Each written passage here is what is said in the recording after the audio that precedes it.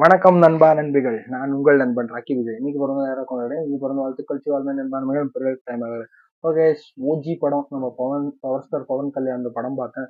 என்னடா பழைய படத்தை இவ்வளோ இதா பேசுற, ஒரு வாரம் 2 வாரம் ஆச்சு அந்த படம் ரிலீஸ் ஆகி. எத்தனை நாள் ரிலீஸ் ஆகி நம்ம போய் தேட்டர்ல பார்த்தோம். செம்மையா இருந்துச்சு. ஒஜிசா கம்பீரான்னு சொல்லிட்டு ஒரு கேரக்டர். அவர் வந்து ஒரு ஜப்பானீஸ் மார்ஷல் ஆர்ட் கேங்ஸ்டர் ஆகுறாரு. ஆகி இதுல வந்து ஒரு அப்பா மகன், husband and wife, father and daughter, family, friendship, இந்த மாதிரி எல்லாமே கலந்து ஒரு ட்ராமா. ஒரு வந்து ஒரு கேங்ஸ்டர் லவ் ட்ராமா. இது அந்த படத்தை நீங்க போய் தேட்டரில் பார்த்தா தான் படம் கதையே சொல்ல.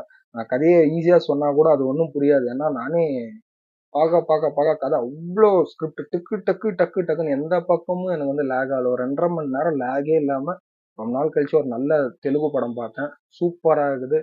Power star Pawan Kalyan sir deputy சிஎம்மா இருந்து அவரோட டைமை எடுத்து அவரோட ஃபேன்ஸுக்கு வந்து ட்ரிபியூட் பண்ணது. இந்த மூவி வந்து அவ்வளோ சூப்பராக இருந்துச்சு. டேரக்டர் சுஜித் தான் நினைக்கிறேன்.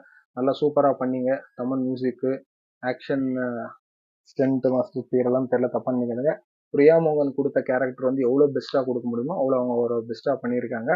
இது வந்து பார்ட் 2 இருக்கு.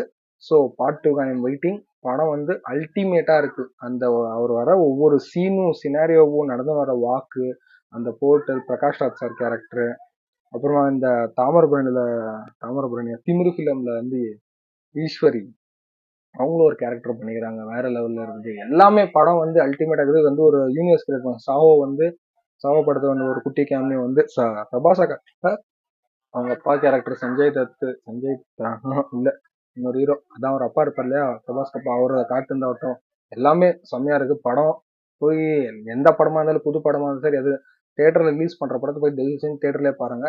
ரொம்ப நாள் கழிச்சு ஒரு நல்ல படம் பார்த்தேன், தெலுங்கு படம். அதனால தான் இதை ரிவ்யூ கொடுத்தேன். Sir Pawan sir super sir, சூப்பரா இருக்கு சார் படம்.